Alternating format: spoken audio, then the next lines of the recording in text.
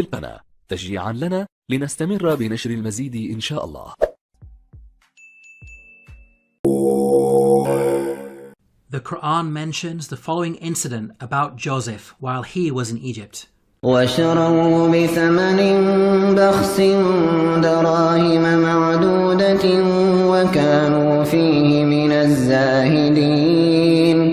Here the Quran states that Joseph was sold for a paltry price. The Arabic phrase used is darahima ma'dudatin, which contains the words dirham and ma'dud. Dirham means a unit of silver coinage or weight. Ma'dud means countable or limited in number. So the Quran is making the claim that Joseph was sold for a small amount of countable silver. There is plenty of historical evidence that standardized units of silver were used in transactions in ancient Egypt. Small pieces of silver, known as shati, were used in trade. The tomb of Nyanknum and Khnumhotep is dated to the Old Kingdom period. It contains a scene of a busy open-air market with goods for sale. Cubits of cloth, for example, are said to be sold for 6 shati.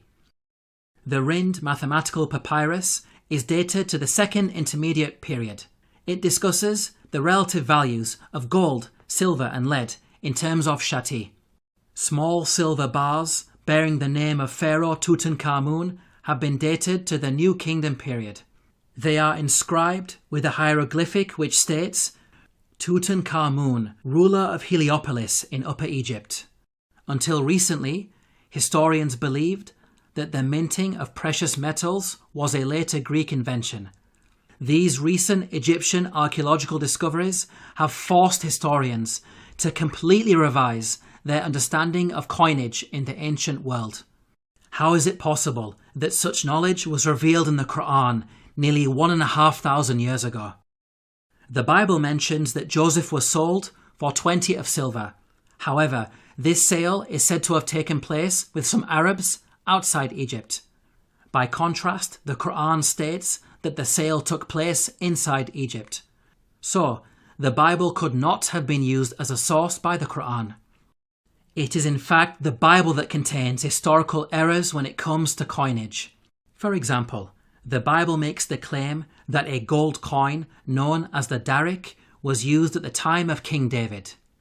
They gave toward the work on the temple of God 5,000 talents and 10,000 darics of gold. As historians point out, the darik is named after the Persian leader Darius the Great, who lived hundreds of years after King David.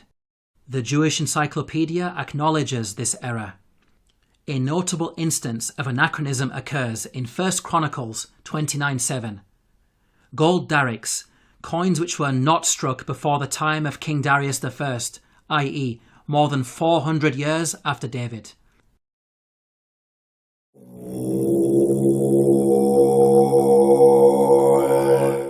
The Quran narrates the following conversation between the Pharaoh of Moses and an individual referred to as Haman. وقال فرعون يا هامان ابن لي صرحا لعلي أبلغ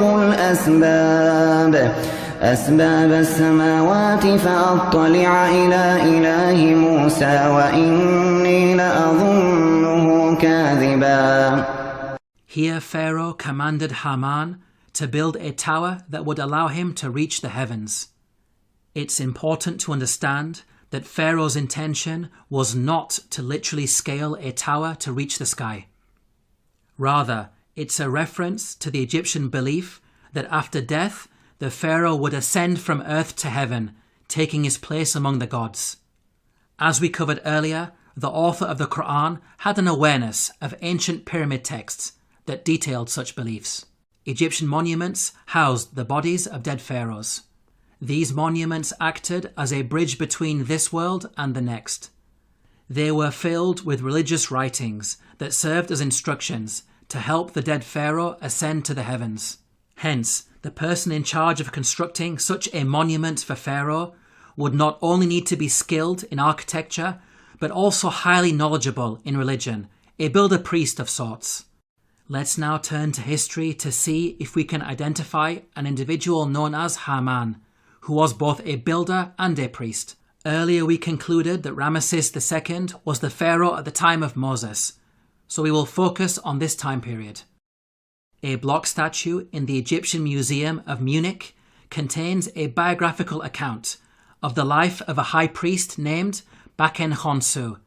In his own words he states, "I am one truly reliable, useful to his Lord, who performs beneficent deeds within his temple.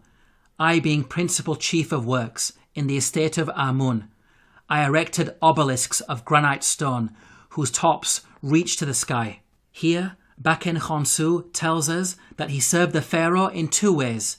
First, by performing rituals in the temple, and second, as chief architect.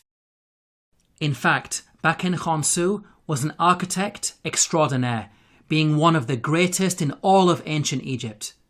He is responsible for constructing the Temple of Amun at Karnak, a monument that remains one of the largest religious structures ever created by man.